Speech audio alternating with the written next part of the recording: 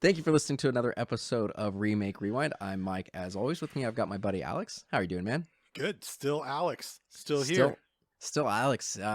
For those of you who don't know what this podcast is, or for those who need a refresher, we decide if remakes or reboots should have happened. It's been a while since we recorded. It's been over a month since you and I recorded an episode. We unfortunately had to miss an episode.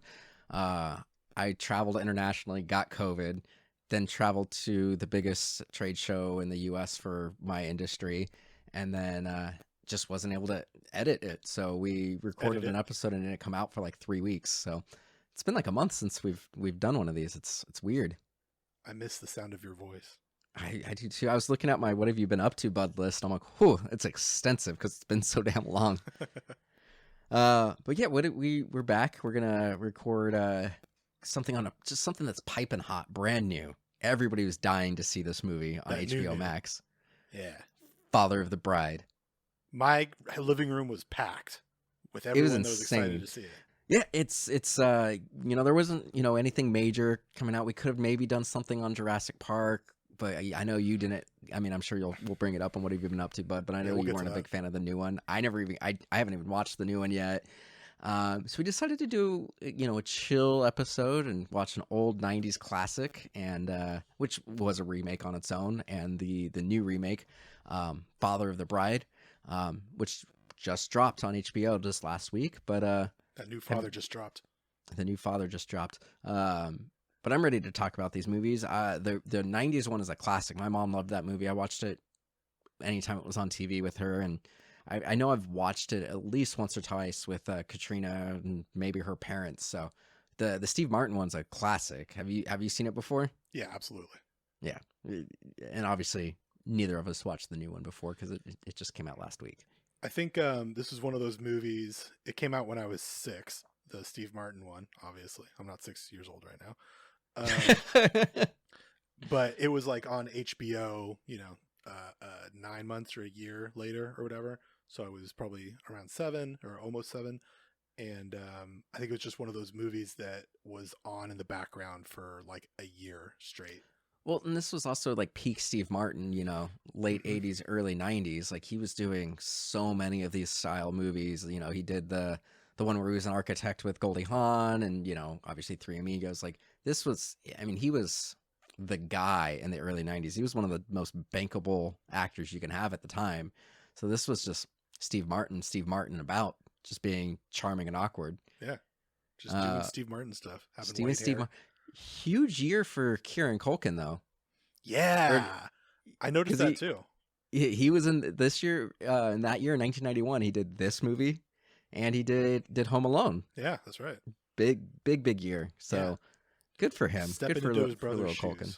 Yeah, I like Kieran Culkin more, I think, than Macaulay. And now, granted, Macaulay was a huge part of my childhood, and his stuff's iconic, but I think Kieran's the better actor. I mean, yeah, I guess so. I feel like it's not really fair to compare them. I think it's 100% fair to compare them. I like just like their parents probably did. Yeah. Poor Rory. I'm a Rory man myself. Oh, Rory's great. Rory Culkin's a great Culkin. Is there another one that we don't know about? There is another one. I think there's 4 of them. God, I think I've seen another Culkin somewhere. Mama and Papa Culkin were getting down to it. Let's see. How many Culkin siblings are there? They probably thought that they were all going to be actors and they were just going to have like a little empire. How many you type in how many C? There were 7 of them. No shit. So there was any girls? Christian, Dakota, Macaulay, Kieran, Rory, Shane, and Quinn. Well, they all have dumb fucking names. This is a roasting podcast now. Yep. Now it is. Well, let's get into the movie. Do you want to summarize the first one or the second one? I guess I'll do the first one. You got this, man. Can we put in like Foley of me shuffling papers? Oh, I wasn't prepared at all. Oh boy, what am I going to do here? Well, I had a lot of papers. I was expecting like a retort or something.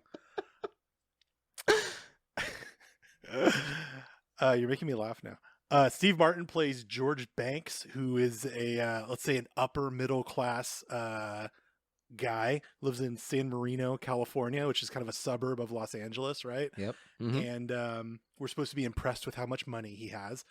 And he's got this daughter who's coming home, and she reveals that she's getting married, and he sort of has to come to terms with giving away his little girl, and she's growing up and stuff, and maybe he needs to do a little bit of growing himself, and he also is not as well off as the groom's parents, so he gets a little humbled, and through many obstacles and changes of plan, they end up having the wedding, and it's very nice. And he kind of gets fucking shafted at the end.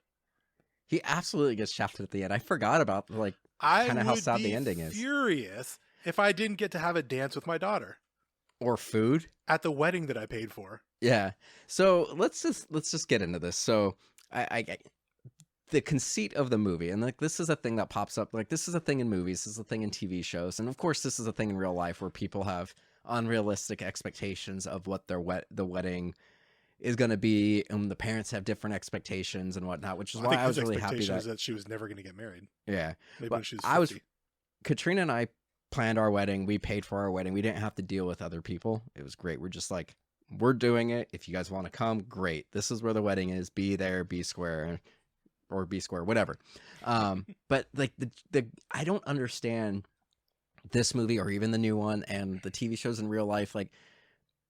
It's a part of life, especially in the 90s. It's getting a little bit, with our generation, people aren't getting married as much. People, the sanctity of marriage isn't as big of a deal to people our age and younger. But in the 90s, kids who were growing up in the 80s and early 90s and the 70s, certainly, the idea is you're going to get married when you're in your 20s. It's weird that in both versions of this film, neither the parents or the children ever talked about weddings at all. Neither of them really knew what kind of wedding they wanted. It just seems absurd that they were basically starting from zero. They almost they've never even heard of a wedding at the beginning of both of these movies. Yeah, they feel more blindsided than you'd think. Yeah, it's just absurd. Especially for somebody who, like you said, is upper middle class, who's obviously thought about it. He mentions several times throughout the movie, this is the thing I've been dreading my whole life. This is the thing I've been dreading my whole life. Yeah. My whole, And they're like a very white into it. They're like a very white bread family. Yeah, how, and then the shit that he talks about now, it makes more sense in the newer one from where they started, but I get the idea that Steve Martin's family and Diane Keaton's family have always been at least middle class to upper middle class. Right. It's weird that when they're talking about the wedding planning throughout, there's a point where Steve Martin is like, oh, I got an idea. Let's get married at the Steak Pit, our favorite restaurant. And they're everyone kind of makes comments on it. Yeah, that doesn't really make sense. Why would you have a wedding at a place with Pit on the name and stuff like that? How did he think that was going to be okay? And in what world is a wedding in California? Maybe in Texas, I'll do it. But in California, in Los Angeles, in what world do you get married at a barbecue place? Yeah. Yeah, I hear you and I agree, and I have nothing to add to it. It's a weird thing. They're very white bread, all American sort of family, and that's sort of the thing that happens. The daughter gets married in her 20s in that situation.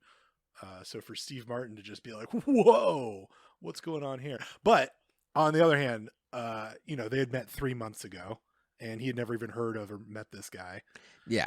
I do feel like I this is something I wanted to bring up anyway, but watching this in my 30s, I felt like I maybe had a different view on it, or I found myself identifying more with Steve Martin's character.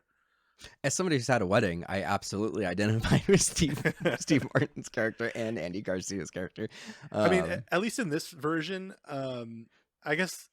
Well, whatever. We'll get to the other movie, but you get to halfway through the movie, and they're just getting $1,200 cakes, and the guest list is growing, and this and that, and he's just signing checks that he doesn't know what it's for and stuff.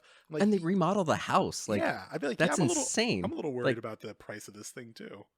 Well, one of the things that I thought was interesting, and Diane Keaton's character at some point, Nina, says along the lines there's a point where Steve Martin gets arrested for probably one of the most famous scenes in the movie, the hot dog scene in the grocery store. We'll get into it. But she's like, I don't wear expensive jewelry. We don't go on crazy trips. You're very successful. We could absolutely 100%. Like, she is not stressing about the money at all. She says, we could absolutely afford everything that's on here. Like, why are you making a big stink about it? Like, we're just sitting on this money, essentially. It was like, I know, sitcoms and movies and stuff, you have to have the father who's, like, oh, I made the money and everything. But it does seem a little odd how blindsided he is by the cost of everything and how he's unwilling, like how cheap he was being with certain things. Like, very clearly he's buying a knockoff suit. Like, it's very obvious that was what's going on. And it's like, it doesn't seem like he's the kind of guy who would be cheap on that. Like, he would want to buy a nice suit that he's going to use for 20 years. Like, it seems just odd that he was like so penny pinching on things that didn't make sense. Like, remodeling the entire house. Absolutely. That's stupid. Right. Planting new plants to match geese and swan. Absolutely. That makes no sense. But like, everything else is like the cake, the photographers, all that stuff. Like, all that shit is like reasonable expenses. It just seems odd that he was. The cake was $1,200. That's not bad for a wedding. Now, ours didn't cost that much, but that's honestly not bad for a wedding cake. Like, no, all that shit is overly expensive, but it does seem odd that like he just had no sense of what it was, and he clearly can't afford it, and is sitting on like a dragon's hoard of loot. Apparently, is he? According to Diane Keaton, she's like, you don't buy me jewelry, you don't wear nice clothes, we don't have nice cars, we've been in the same house for 25 years. We've got the money. Like, it was just like, she didn't blink an eye at the cost. Like, she was just like, and she has a very successful career apparently with high net worth clients. So apparently they're both making money. Like, clearly it wasn't an issue. I felt like the Diane Keaton and Steve Martin like did not really communicate about the cost of the wedding. Not until the middle of the movie. Right. Like, outside of this one conversation, which I feel like was her kind of steamrolling him. And a little bit with the wedding planner, and when they were getting the cake, she explained it like, this is how much stuff costs. Like, you're right, they didn't have like the real conversation and setting a budget, and that's the thing with these and TV shows and stuff. There's never an actual budget where it's like, here's $100,000 or $200,000 or $50,000 or $10,000, whatever the budget is, small to big. Just say, hey, this is what it is. Don't exceed it, plus or minus 10%. Yeah, kind of thing. Like, have a budget. Like, I think it's fair to set a budget. Yeah, absolutely. I think we're talking more about why did the tux not fit him? He like got taller. I mean, the style of tux is different. Actually, they used to be shorter. Now suit pants are supposed to touch the shoe, but in the 70s and earlier, you may have them be slightly higher, just above the shoe, and show some sock or some garter. I would understand if his suit was like too didn't fit his waist, but I feel like it looked like it was way too short on him. It didn't look like a style thing. It came up to like his lower calf. Yeah. I mean, if he got married at 20, now he's right on it. Like, technically males can grow until like they're 23, 24. So it's like possible he grew like an inch after they got married, but that's a bit of a stretch. Speaking of tall people, there's a really long montage of basketball in this movie. There's a couple of them. Yeah. Yeah. There's like 3 montages of basketball. And they're not very good players. They're white. There's one very funny, come on, Mike.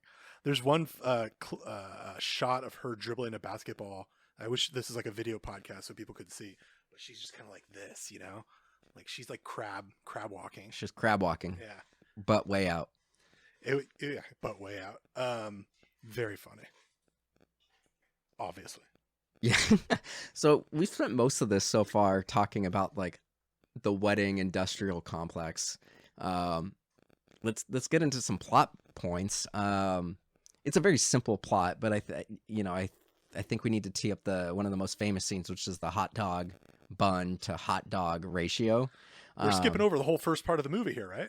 I mean, we can go through whatever you want to do. Like, what are some highlights for you? Well, BD Wong is in this. You mentioned Jurassic BD Wong's Park. Great. That's a huge plus for me, playing the second most offensive gay face character in this movie. Alan Silvestri does the score. Yep. A lot of the Marvel movies, Back to the Future, for those who don't know. It's It's kind of funny to me that the daughter waited to come home to tell her parents that she was engaged. I feel like that would be a phone call. Like it's portrayed in a lot of movies as being a phone call. And I think like today, I think with that's a FaceTime and newer stuff, it definitely thing. would. I think back in the day, That's what I'm saying. I think like today it definitely would be like a FaceTime. But I feel like even at the time, you'd want to tell people immediately. Like it feels weird to come home and like tell them, I don't know, weeks after. yeah, I mean, that was a thing in a lot of movies and TV shows. Like maybe, I don't know if that's just a pop culture thing. I guess it kind of makes sense where it's like today, for the most part, if we need to communicate, we're communicating by text. And then if it's a big deal, it's a call. Like bigger and more important things are phone calls or like FaceTime, like you said. Back then, before text and email, you would call people for everything, but something that was significant wasn't in-person news. I think you got to separate the insignificant from the significant. I guess it depends on how long they would have to wait. Like if they had gotten engaged days before, then might as well wait. Yeah. I mean, even 2 weeks before, I don't think is that weird if you know you're coming home and you're going to see them. Yeah. I guess it's just like less weird having that kind of looming versus just being like, hey, I've got some great news for you. I don't know. I guess that just like contributes to me feeling sympathetic for Steve Martin's character. Yeah, no, absolutely. Like 3 months, man. No, yeah, it's a little. Or she's 22, and I guess the guy is like 26 or something. He was 25. Right. He was 3 years older. And he she goes was on actually to become Tucker Carlson. Yep. He looks exactly like Tucker Carlson, right? He does. He looks a lot like him. Yeah, absolutely, he does. I feel like if I was Steve Martin, I'd be like, could you guys like date for a year and then like do a long engagement? If I were Steve Martin, and I would refuse to pay for the family in Copenhagen who's flying over. I didn't understand that. I didn't either. That plot point came up, or I picked up on it way later on. Maybe I missed the first time they said it, but I was like, wait, why is he paying for the other family to fly? I understand the tradition that the bride's family pays for the wedding. That's been a tradition for a long time. Okay, I get that. I get on board with that. A lot of the times it's the family of the groom typically pays for the rehearsal dinner kind of thing, which, there wasn't much of that going on in this movie. I don't know about any of these traditions.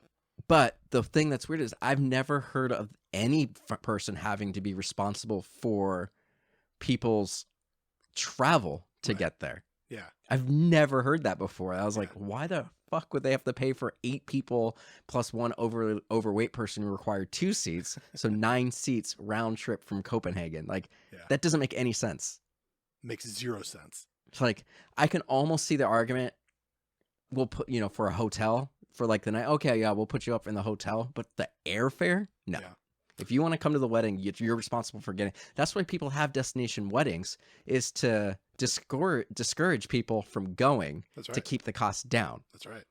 So no, nobody's responsible for covering the family's airfare. I call bullshit on that. I'm putting my foot down. Mike has decided. Steve Martin, you should, is it Gregory Banks? I just always call him Steve Martin. George Banks. George Banks should get a refund from that family. Yeah. And he should grow a pair. Stand up for himself. Yeah. Come on. That was the biggest thing.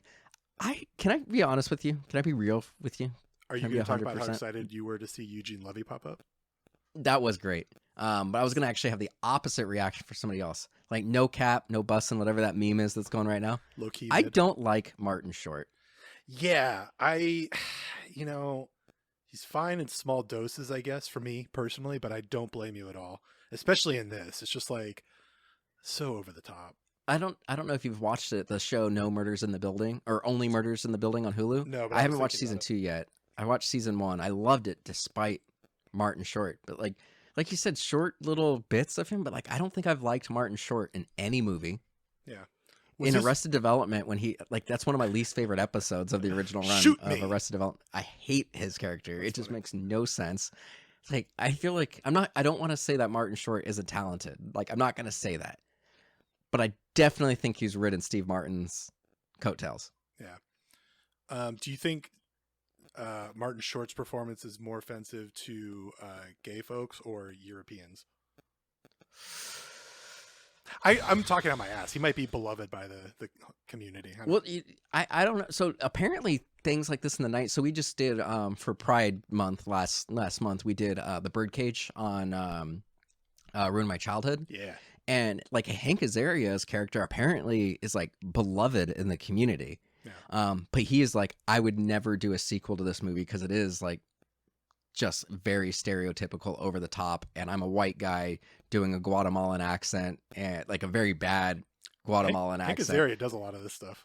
Yeah, well, he's come to terms with it. Like he did an interview just a couple years ago, and he's like, yeah, I mean, once people like actually complained about Apu, he's like, no, they're absolutely right. I should not be doing Apu anymore. And then he also is like, I would never do Birdcage again. Like, I think he's learned.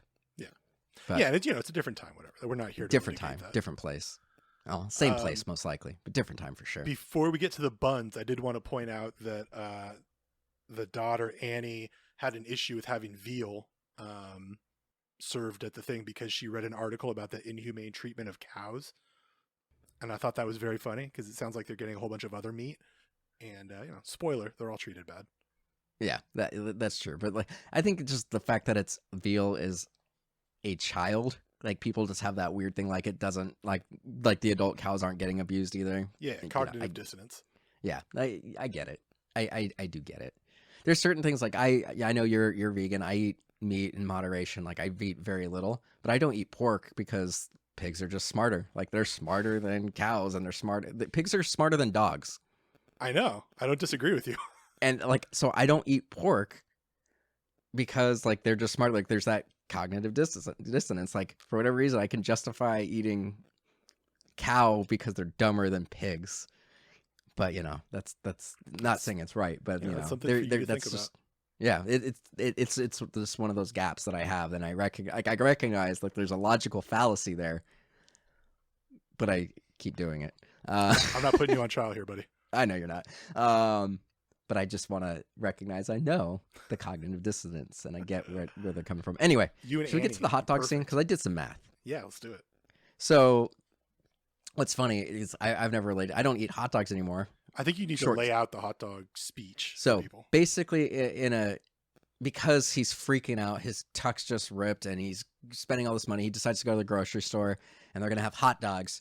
And so hot dogs come in a pack of 8, but the buns apparently come in 12, which is weird because nowadays most of the time hot dogs come in packs of 10, and the buns are 8. But whatever. But so he's like freaking out. And so he's spending so much money. So he needs to save money. He's not going to pay for something he doesn't need to pay for. So he starts opening the hot dog buns, and he's like, I'm buying 8 hot dogs. I only want 8 buns. But he's buying multiple packs of hot dogs and multiple packs of hot dog buns. He says, I'm removing the superfluous buns. Right. But the thing is, once you get beyond opening one bag of buns, mathematically, it never makes sense to open another bag of buns. Yeah.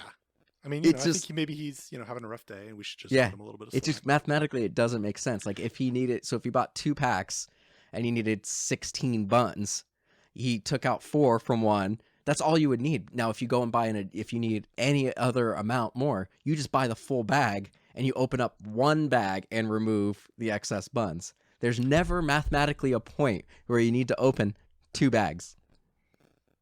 Right. God damn it, Banks. Good math work. I mean, I think if he's getting 8 hot dogs per pack and 12 buns per pack, and he wants it to be even, then you would just get 3 things of hot dogs and 2 bags of buns. Yeah, that works as well. And so you can go that route. And I feel like, you have guests and stuff. You're going to eat 24 hot dogs in a big family within a few days. It can be done. But even so, like, you take that, like, I understand his problem. If you don't want to buy more than you need, once again, you only ever need to open one bag. And he opened, like, 4 bags of buns. Yeah, but he was leaving them there. Yeah, but he was like... He's just getting the good buns. Yeah, fucking A, man. It's rude. It's rude. Putting his grubby little fingers on everything. I don't have much to... Oh, go ahead. No, yeah, I got a couple more things. I thought it was funny that in going into the third act, Annie gets into a little tiff with Tucker Carlson because he gets her a blender, and she's like, oh, it's reinforcing all these gender politics, and I don't know, what he expects from me. I'm not going to be a good little housewife, and blah, blah, blah. And, it's like a cold feet lovers spat and they get over it. And it's also partly driven by Tucker Carlson finding out that George Banks went through his dad's checkbook. Yeah. And then Annie thinks that he's lying about it. So, kind of understandable for Annie in that sense, I guess. But I thought that it was funny that she was having this like mini meltdown over gender politics being enforced on her when her relationship is like totally how people used to get married in the 50s. She met this guy, first love of her life ever. She's 22. They've been together for 3 months. She met him essentially on holiday after college. That's how my parents met. And now she's, coming home and saying, "Hey, by the way, I'm getting married." Like, that's all 1950s shit. You're already doing it. Letting her dad pay for everything. Right. That's still very gender normal. And also, I would expect no less from Tucker Carlson. Yeah. This movie got weird in the third act, by the way. Like, they got married, and I felt like all the steam went out from the movie. And they they invented this thing where George wasn't able to see her before she left or whatever. And that took up like 15 minutes. And I was like, oh, are we doing this? Okay. Yeah, it would have been interesting. I remember like How I Met Your Mother when Marshall and Lily got married. There was a whole episode about how they weren't able to enjoy their own wedding because everyone was bothering them. So I got that kind of vibe. But yeah, it did throw in some weird curveballs at the end that didn't really make sense. Like, Kieran Culkin was just Kieran Culkining about the whole movie. He was fine. A car, apparently. Yeah, him and his friend are driving cars because they didn't have enough valets. But there's a point where like randomly, like the kid isn't showing any signs of having any issues and everything. Like he's practicing his little walking down the aisle thing. And then Steve Martin looks at him. He's like, "Hey, man." And he's like, "Don't worry, Dad. I know you've been busy. Your daughter's getting married. Like, I'm 6. You could ask for." Yeah, he's like, "I'm 6. No damage." And it's just like, why even bring that up? Like, it was like apropos of nothing. Yeah. Yeah. Why were they driving cars? Like, they were very young. Well, it's because the fire marshal was going to shut them down. I understand why the cars had to be moved. I'm asking why 6-year-olds were allowed to park cars. They can't even reach the... Yeah, I don't even... Like, I almost can understand him letting his own son do it, but, like, letting some child that is not his child drive all these cars and, like, entrusting other people's property... Like, I guarantee he would lose his goddamn mind if he found out a 6-year-old was driving his car because he's such, he's so cheap and he'd be so concerned about his property. Would. I'd be upset if a 6-year-old drove my car. Oh, no, absolutely. It's outrageous. But it just seems absurd that he was okay with it, that he wouldn't just go to like the Tucker Carlson and go, "Hey, I know you've got a few friends from college here. I hate to do this, but can you have a couple of your friends go move some cars?" Yeah. Just to wrap it up, on top of the last 15 minutes or so having this like invented problem, it felt even less believable because like one of the big things is that he missed the bouquet being tossed, and then he missed them driving away. On top of missing the father-daughter dance or whatever. Why did the mom or the daughter allow any of that to happen? Yeah. They're acting like they're at the whim of this unstoppable, abstract wedding monster. Like, yeah, Frank was in charge of everything. He would have listened to Diane Keaton, and they both would have listened to Annie, the daughter. Yeah. None of them, like, at any point, any of them could have stopped and said, "Where's Dad?" Yeah. It's just at a house. They could yell, and he would hear them. Yeah. Yeah, absolutely. It was just like a forced contrivance. Like, yeah. So based on that, I hate this movie. What's funny is like it's probably been 5 to 10 years since I've seen this. Like, I know I've watched it with Katrina, and I remember liking it. And I genuinely love Steve Martin. Like, one of my favorite jokes of all times. It's a terrible joke, but it's a Steve Martin joke when he hosted the Oscars, and it's like he did it the year that Crouching Tiger, Hidden Dragon came out, and he's like, "I watched that movie. I didn't see any tigers or dragons, and I realized why. They were all crouching and hidden." Like, I love Steve Martin, and I went into this going, I know I'm gonna love this movie, and I think I'm gonna hate the new one because I saw a trailer for the new one. And I'm not saying I hated this movie, but I did not enjoy this one as much as I thought it was going. It was totally fine. It was an enjoyable film, but like I expected to go just really be charmed by Steve Martin and take a million notes and all the one-liners. I took like 5 notes for this movie. Like, it just. Yeah. I mean, a lot has happened in the country in the last week. Yeah, that's the other thing. It's weird to be in the perspective of a upper middle class cishet white Yeah. man It was giving just away his really, daughter. it was just really hard for me to get into this movie. Yeah. Like Yeah, I just, I think it's like good background. You know, if you're yeah. doing something else, I think it would be fine. It's nice, you know, Or if little you have, dinner party, you have friends over, you just throw it exactly. on in the background. Exactly. But that or I like didn't care. VHS 2 or something. Yeah. Like I just, eh. Well, let's turn and burn through our next segment. What have you been up to, bud? Well, I'll tell you. Let's see. The Island. I'm going from there. Top Gun Maverick. I saw that twice. Fuck yeah! I want to see it one more time in theaters. Me too. I want to see it in the Dolby one. Yeah. Well, maybe that's Nice. a thing that we could do together, and then Let's I'll give do you it. back your microphone. Yeah. Night of the Demons. Super fun. Nice. My first time seeing that. Oceans 11, 12, and 13. I almost went and watched those when I was traveling not too long ago. They are so good, man. Totally. I love worth rewatching. 11 and 13. I've only seen 12 once. I think 12 might be my favorite out of the three. Really? Most people hate that movie. Oh, no, Interesting. I think it's fantastic. I think people get hung up on the Julia Roberts thing, and I think it's stupid.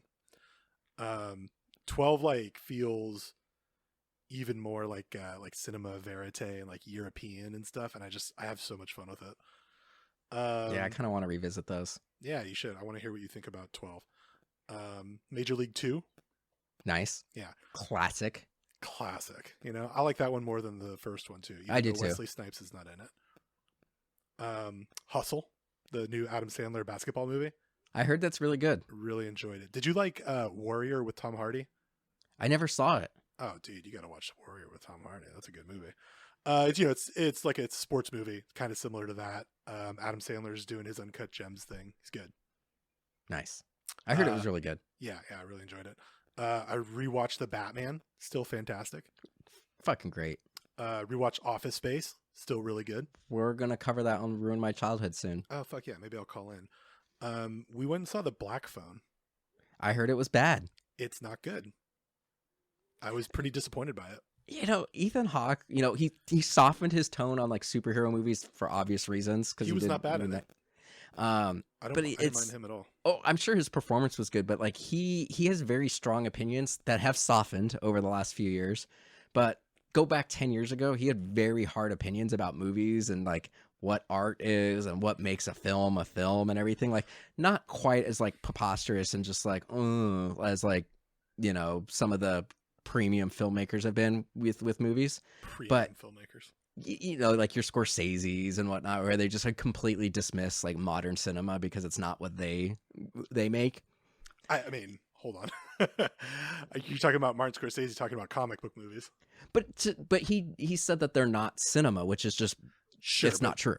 But like you can't make that argument. It's not high art. It's not highbrow. But I mean, it is art.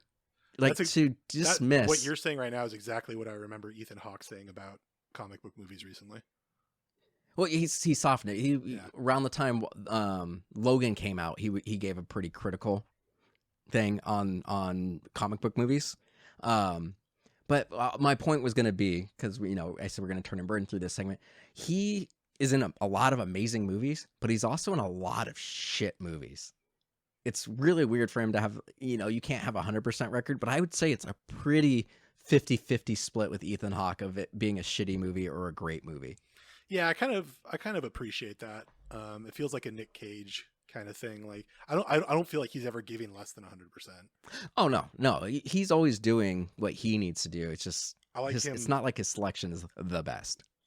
I like him in this phase of his career, just doing stuff that he sees something in and just kind of seeing what happens. And I think he's also like giving I don't know, I can't name any movies that he's done Beyond the Black Phone off the top of my head.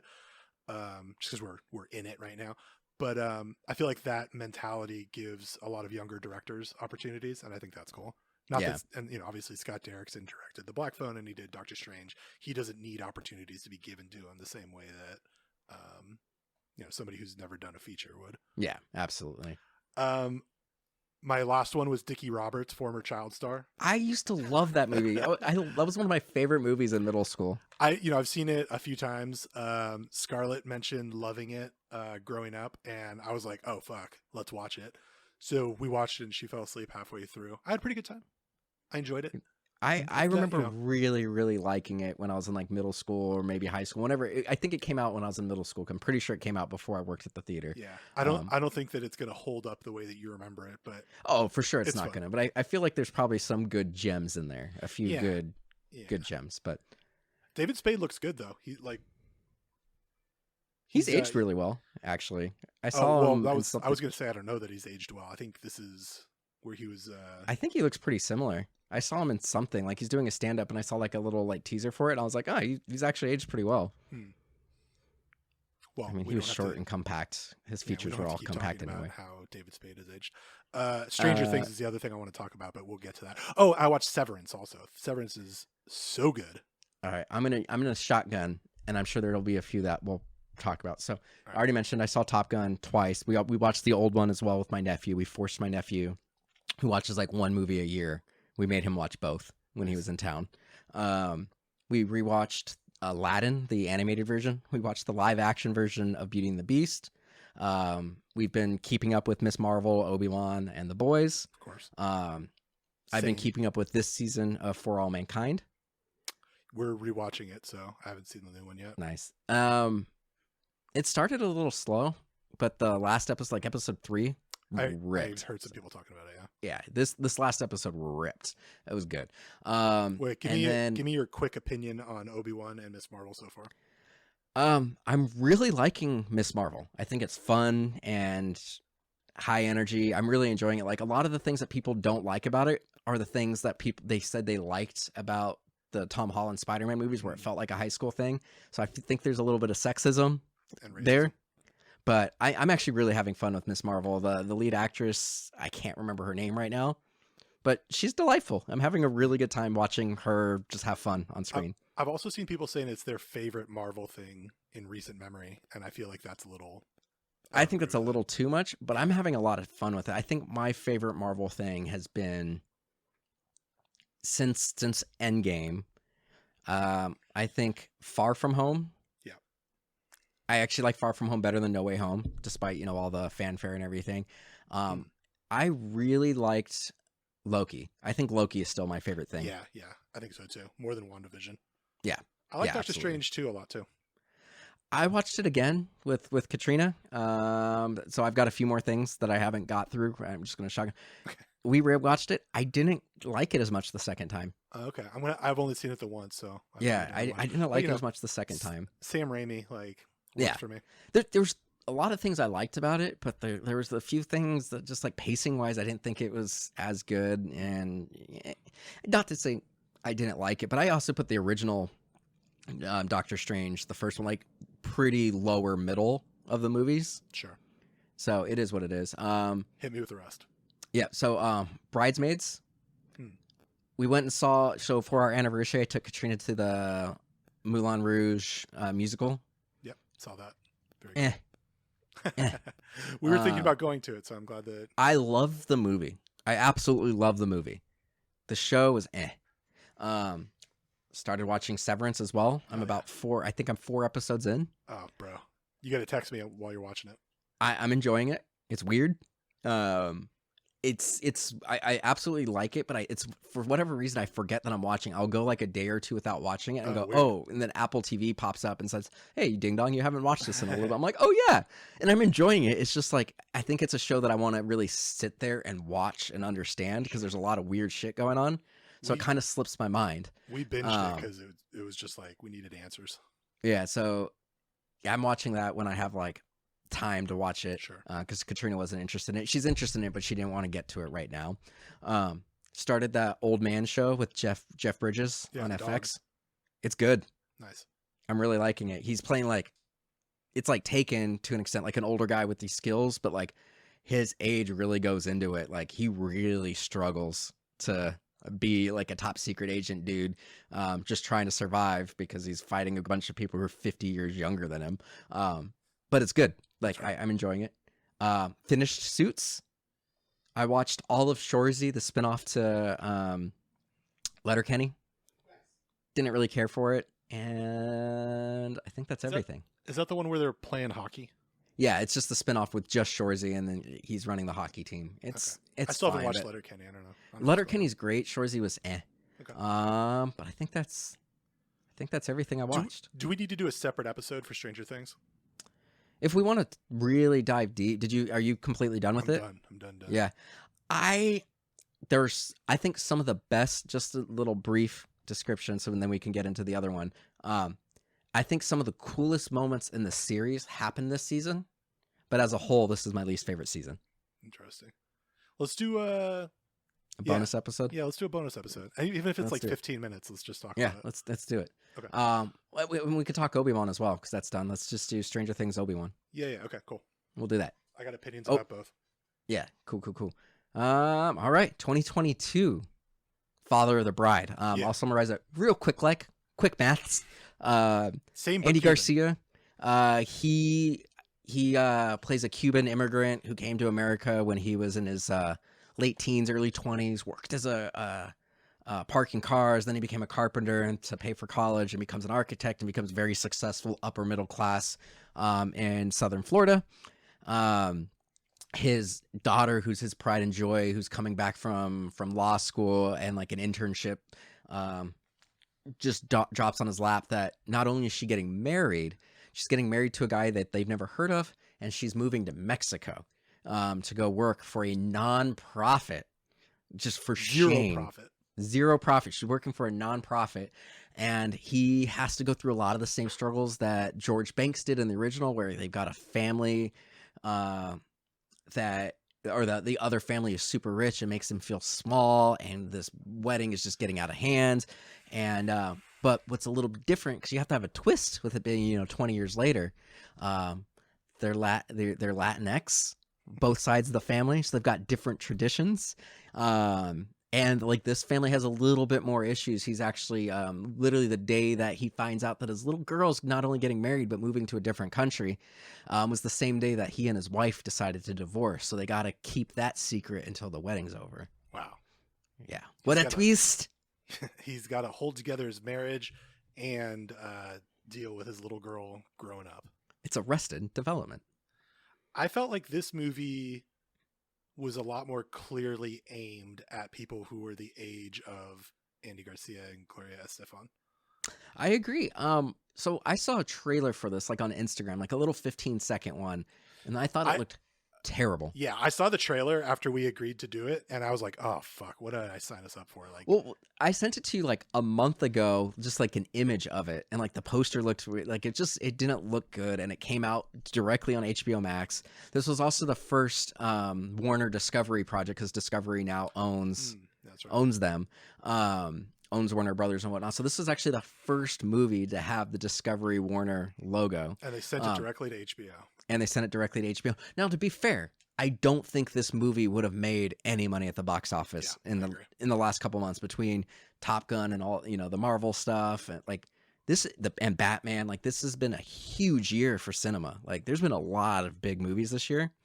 So like, I don't know where they would. Nicole Kidman getting people back out to the theater. Yeah, thanks Nicole Kidman making her little AMC things. AMC makes movies better. Yeah, heartbreak feels good in a place like this. Yep.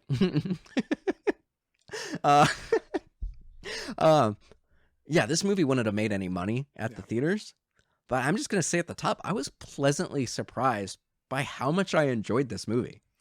Yeah, I went in with pretty rock bottom expectations after seeing the trailer.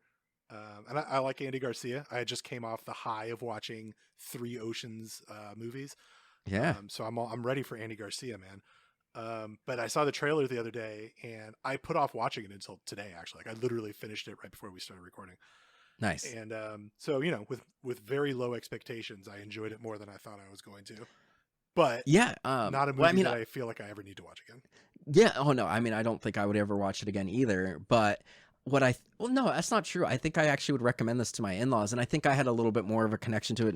I'm not Hispanic, but my wife's family is. Both sides of her family. So there's a lot of things in it that I noticed. I'm like, and my wife is Puerto Rican and Mexican, but her mom spent time in Colombia and New York and Puerto Rico and like a bunch of different countries.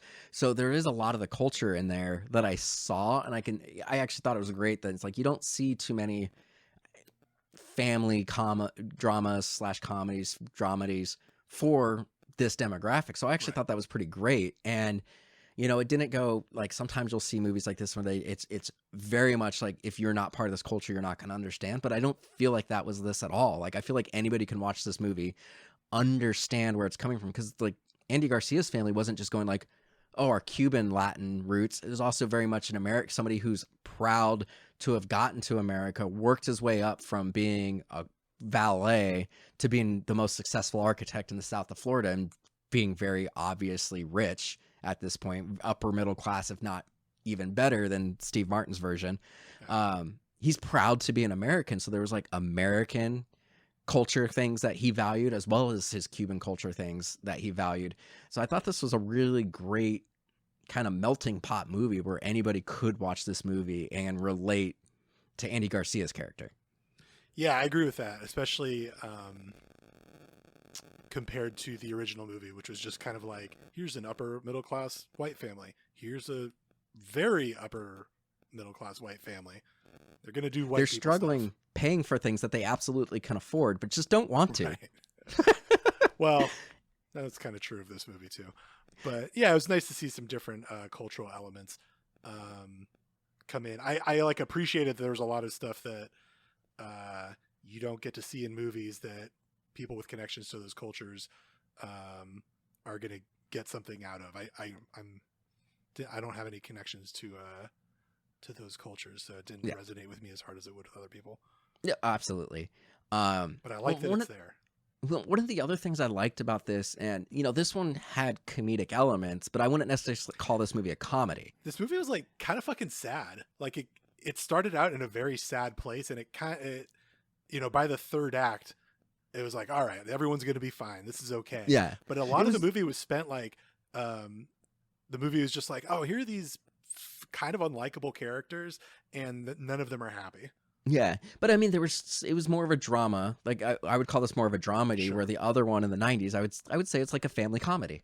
You know, there's some shticks in Steve Martin around doing his little dance when he was in his tuxedo and tearing the tux and the hot dog scene and whatnot. Mm-hmm. Like this was more serious. Yeah. But what I liked is obviously not every character. There was a million characters in this movie, but all the major family people got character development. So you had like the equivalent of Kieran Culkin, the sister in this. You know, she just got fired from her job because she didn't make a dress that looks like a quinceañera dress. And then, you know, she wants to start her own business, not go to college. And everyone, even including her sister, is like, you can't do that. But she ends up making the dresses for the wedding. And everyone's like, oh, you can do it. So I liked that she got a little bit more character development. Yeah. Even the Franck surrogate. Yeah. You get, I liked her. Yeah. The wedding planner was like an Instagram influencer wedding planner. But yeah, we get her confidence and we find out she's kind of a fraud, but she still makes it through. Even the husband character, you know, the Tucker Carlson, as we called him in the original one, like he didn't really there was no plot development or character development for him. He was just he was already perfect. He was the perfect boyfriend / husband. This version, we learn a little bit more about the daughter through our interactions. There's more interactions with Andy Garcia and the future son-in-law than there are in the original version. So you got to see that relationship develop. And by the end of the movie, Andy Garcia says, like, at the beginning, at the beginning of the movie, he says, you know, when I first met you, I wanted you away. Like, I didn't think you were right for my daughter. I think you were changing her, but I realized you've changed me and I want to be like you. Like, you are what a modern man is. Like, you care about people and you want to, you know, take care of your family, but you also are there for my daughter in a way that I never was for my wife. And like he learned a lot from the future son-in-law, which is not, I think that would have been interesting if that happened in the original movie. Yeah. Steve Martin would have become a racist because Tucker Carlson's awful. Yeah. Yeah. And it's all kind of wrapped up with that conversation with the father of the groom at the end where they're like sharing cigars, pre-Castro Cuban cigars. And the other dad is kind of like, you know, my son, he doesn't like boxing or soccer. He doesn't like drinking. He doesn't like strip clubs. Where did I go wrong with this kid? And he's like, it's kind of a mean thing to say, but he's like kind of joking. He's kind of laughing at himself, I think. And Andy Garcia is like, you know, I don't know where, I can't think of a place where you went wrong with him. And I was like, oh, that's really nice. Like Andy Garcia really came around, and this is a nice moment that these two dads are sharing. Yeah. Like he really respected like him at the end. Like Steve Martin had that moment where he like, the big fight in the original movie was, oh, the boyfriend got, or the fiance got the blender, and she just assumed it was like a sexist thing. And then like Steve Martin's like, why'd you buy the blender? He's like, she likes to make banana smoothies like every day. Yeah, it was actually I very thought she would thoughtful. like it. And like Steve Martin's like, oh yeah, that makes sense. And he goes back to the daughter like, actually the guy's pretty cool. It's like, that was it. Like there wasn't like Yeah. that much of a connection. Like this like felt like an organic connection. And, you know, he found out that this guy wanted to leave Mexico and have a job in New York, but the daughter really connected with the nonprofit because she grew up respecting her father, who was an immigrant and made it. And it's not easy to come from the south of the border into the United States anymore. So she wants to do that. So connection to the father that he didn't even realize he had with his daughter because he just would not talk to her. So he learned a lot about his daughter from the son-in-law or future son-in-law, which I thought was like really sweet. And it made him realize like, oh, I should actually listen to my family. Like there's just like a lot more heart and lessons and like morals to this. Like, you know, times change, we need to change. And, you know, things that were important 20 years ago aren't as important now. And like, eventually you need to learn to like realize money's not the most important thing. Cause in this version, the money was never really the issue. Like Andy Garcia could afford everything. He's just like, well, I have the gold. I make the rules. Like he was very much throwing around the fact that he had the money and thought he should have full creative control. Yeah. The daughter wanted a smaller wedding. Yeah. So it's a different, you know, different dynamic as, you know, Steve Martin not wanting to pay for anything. This for Andy Garcia was willing to pay for whatever, but he wanted it his way. It's nice because it makes it a little bit more about his ego rather than whether he can actually afford it or not. Yeah. But yeah, all in all, like I'm just, you know, going through, the only thing that like surprised me in this movie, besides it being better than I thought it was going to be, was, you know, the fact that he was an architect and he built the house. And I thought that was going to come into play for some reason. Like I thought it was really going to come into play. Like he was going to build him a house, or he's going to have to build, like he was going to build a barn or something for her for the wedding or something like that. Montages. Yeah. But that I thought I was going to get the moment because the night before there's a huge storm. And it takes out the bridge to going to the little island that they're going to get married at. I thought that was kind of intense for this movie. I was like, damn, a bridge fell. I was like, Dark Rises. Well, the thing that I thought was like, he's like, he's like, oh no, the bridge is out. Get me as close as possible. Get me as close as possible. And I thought he was going to pull some like MacGyver bullshit where he's like, I'm an architect. And he's going to do some like weird engineering feat and like pull the bridge up enough where the guests could get out to the venue. And then of course the wedding planner's assistant was somehow on the island, and he's just like, oh no, it's all fucked. But everything. But I thought it would have been interesting. Like I thought, no joke, I really thought that Andy Garcia was just going to be like, oh, if we use these things, we can leverage it up and we can get the cars across, or we can at least walk across, kind of thing. That's a load bearing pillar. It's still good. Get me some boards. Yeah, I honestly thought that's what was going to happen. He's like, oh, we could totally do this. We could walk to the wedding. And then he's just like, oh, you never wanted a big wedding. Let's just go have it at our house. Yeah, and that's kind of a nice moment where you see him sort of pulling back all these bits of information that he actually, you know, was listening to his daughter when she was talking, and saying like, oh wait, this is actually the wedding that you wanted to have. This is an opportunity. And his wife, Gloria Estefan, is like, oh wow, my husband is maybe not a piece of shit. Yeah. And let's go to Greece. And she's like, which is funny because Andy Garcia is in Mamma Mia 2, which is in Greece. Yeah, he is in that movie. And also, Andy Garcia and Diane Keaton from the first movie are in Godfather 3 together. Oh, that's right. Yeah. And also, the guy that plays Junior, where's his name? Enrique Murciano is in Speed 2, where he's also on a big boat. Oh, that's one thing I do really want to shit on this. The one shitty thing I want to just say something shitty about this movie, because that's who I am. I always have to say something negative about a movie for whatever reason. The yacht. So I don't ever talk about where I actually work and what I do, because I just, you know, that's how works. Oh my God, where are you going with this? Yeah. But the industry that I'm in works with the ultra wealthy, including yacht builders and everything. A yacht that size, when I saw the speakers on that guy's yacht, there's no fucking way that's what they're using. Also, the green screen on the yacht scene was some of the worst green screen I've seen in a long time. It was very bad. Even worse than Baby 11 in Stranger Things Season 4? Yes. Worse than that. Wow, that's pretty bad. Yeah. The green screen was atrocious, and there's no way on a yacht that big you're using just like rental speaker equipment. He would have a PA system on that boat. I like that. Speaking of the dad of the groom, the father of the groom, that dude looked like Don Johnson, right? Totally thought it was him for several moments, even though I knew Yeah. it wasn't. Like, I think on the poster, his skin looks a little bit lighter, and I was like, Don Johnson's in this fucking movie? Well, at one point, I thought it was going to be because they started talking about Miami Vice, and I'm like, wait a second. They referenced Miami Vice. Michael Mann and Don Johnson used to go to, I think, Gloria Stefan's restaurant or something that she had. It was her mother's restaurant. Yeah. And I was like, are they referencing Don Johnson in this? That's so funny. Do they realize this guy looks just like Don Johnson? He just looks like Latino Don Johnson. Latinx. Yeah. I thought it was funny when Sophia was like at the end, she was talking to her mom at the rehearsal, and the mom was kind of like, "Oh, you and Adon are such a good couple, and you really treat each other as equals and your partners, and blah blah blah." And Sophia says, "Well, Mom, I learned from the best." And I was like, "What the fuck are you talking about? They're about to get divorced. He's a terrible dad. That's your whole point." Well, and that was the big twist in this one. Is the big fight was because they were so perfect together.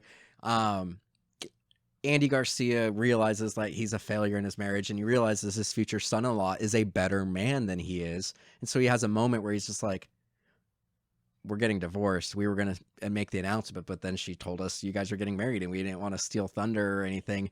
And the guy's like, "Oh, of course." And then like it comes out at that party, and she's like, "You knew?" And he's just like, "I literally found out last night, and it's not my place to tell you." And she's like, "Wedding's off." Like, I did feel like the wedding is off moment, and this was a little. Oh, dude, she had like 3 weddings off moments. She kept on doing it. She had another one after that when the bridge collapsed. She's like, "Oh, there's all these signs. We shouldn't do it." Yeah. And I think like one of his one of the things that the Adon the groom, my God, one of the things that Adon the groom says is "Oh, I want to be more like her, and she's so smart and level-headed, and I learned so much from her." Like, really? Because she seems super flighty. She's called off this wedding 4 times. Yeah, that's fair. I liked seeing the chick from Los Spookies. Which one's that? She played Vanessa in this movie, the bridesmaid that got pants made for her. Oh, nice. Did you watch Los Spookies? No. On HBO? It's really good. You'd like it. Fred Armisen. I hate Fred Armisen. Oh, you might not like it. It's good, I though. cannot stand Fred Armisen. Like, he's just like, I hear he's a wonderful, like, everybody says what a nice guy he is, like all the people who've been on SNL, and that's why he guest stars in like literally every comedic television series ever.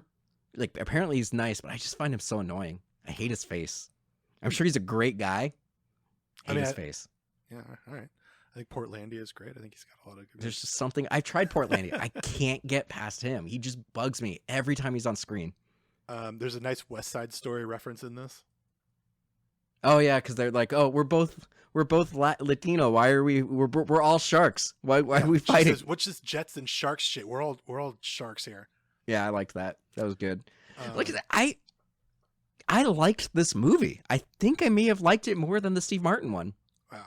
I think it's different. I think it's deeper than the Steve Martin one. I think the Steve Martin one was worked because of how charming Steve Martin is. But the product of its time. Yeah, exactly. It coasted a lot on whiteness and the American dream at the time.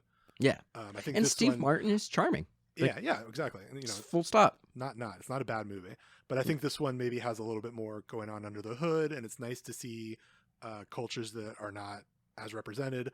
I don't think that it was executed super well. Oh, it's not a great movie, but like it was an enjoyable movie. Like I would recommend this to like Katrina's family to like, yeah, if you guys have time, watch it. It's an enjoyable film to watch once. My my final note on this or whatever, my big takeaway is I don't think it needed to be called Father of the Bride. No, that was a title specifically to try to get people to watch it. Yeah, I think that, in a world where commerce is not a thing and it can just be a piece of art, I think, it's so similar that they definitely would have had to secure the rights to Father of the Bride, or else they definitely would have gotten sued. I don't think they would have had to. Like, this is a very common plot line, and even every sitcom, every family sitcom has that. I think that if these 2 movies went to arbitration and they did not have the rights and it wasn't called Father of the Bride, I think they would get in trouble and have to give up some money. But the fact that it's not as much of a comedy, like Rear Window and Disturbia. Sorry, I just want to make my final point here. I won't let you. Oh, okay. No, go ahead. No, you weren't gonna let me. It's fine. No, I'll let you know. Yeah, no, I think it just doesn't need to be called Father of the Bride. I don't think that it built on the other movie. I don't think it needed to, but I don't think it commented on the other movie. And it just kind of stands on its own as its own thing. So I wish they had just not called it Father of the Bride. Yeah, I mean, for what it's worth, having the rights to the movie and whatnot, as you know, to answer our normal question, like, was this a worthy reboot? Blah blah blah blah.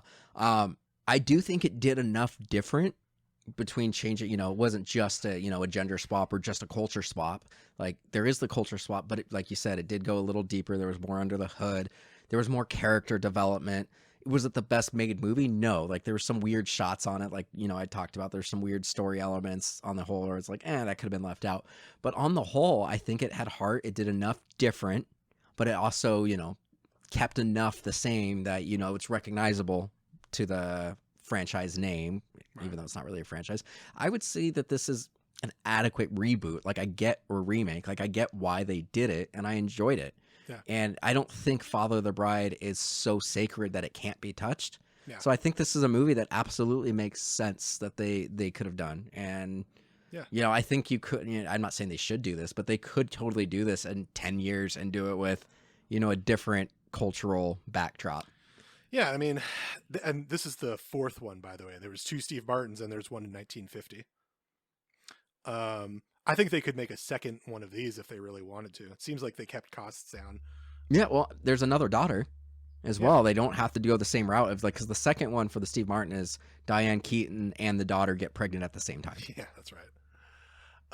Yeah, I think they could do another one with the daughter and just really do their own thing. Maybe if it does well, they will. And yeah, I agree. I think they could remake these with different cultures, whatever, different types of families. Every generation or so. I want to see a South Korean one with the guy from Squid Games. Well, I think the next one that they would do would be like a gay couple or something. The Birdcage?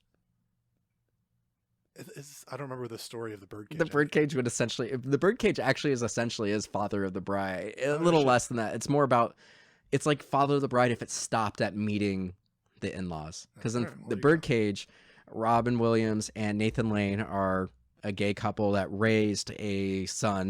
Right. The son comes back from school and he says, "I'm engaged." And they're like, "What? You never believed in marriage? What? Oh my God, this is insane." And then the daughter-in-law, Callista Flockhart, is the daughter of a senator who's super conservative. Mm-hmm. And so they have to pretend to be conservative for that first dinner, which is stupid, but it's actually the first part of the movie. The first half of the movie is essentially the first half of Father of the Bride. Wow, that's crazy. There we go. Anyway, let's wrap this bitch up. Let's we're kind of Jesus Christ, harsh language. Let's wrap this one up. Where can listeners find you, man? Yeah, I'm sorry, I'm still recovering from that brutal assault on my eardrums. I'm on Instagram. Bitch. Are we going to cover Nope? Oh, God, I can't wait for that movie. I'm actually really excited about that one. I am so annoyed at how much the trailers have given away. I really hope that the movie has some more secrets up its sleeve. I bet there's secrets. You can find me on Instagram at Dyslexic, D-Y-S, Alex, I-C. I'm more active these days on Twitter at Pulisci, P-U-L-I-S-C-I, and TikTok, also at Pulisci. And if you're into fun film, TV, leftist propaganda graphic tees, I have an Etsy store called Burn the Scene Boutique. Mike just dropped something. And if you use the code Remake Rewind at the Etsy store, you can get some money off. Woo! I referred a few people there. I hope you got your sales from them. I'm not going to name drop them on air. You have to tell me afterwards. Yeah, I will. Yeah, you guys can check out everything that's MDXpods related at MDXpods.com, Twitter, Instagram, and Facebook, all at MDXpods. If you want to support the show, you can go to patreon.com/MDXpods, get early access, some bonus episodes. Also, please check out our YouTube. We are on YouTube. I don't plug it enough. So go to YouTube and subscribe. And it's just another way that you can to access the pod. So yeah, do it. Yeah. Do it. Thanks for listening. Thanks for listening.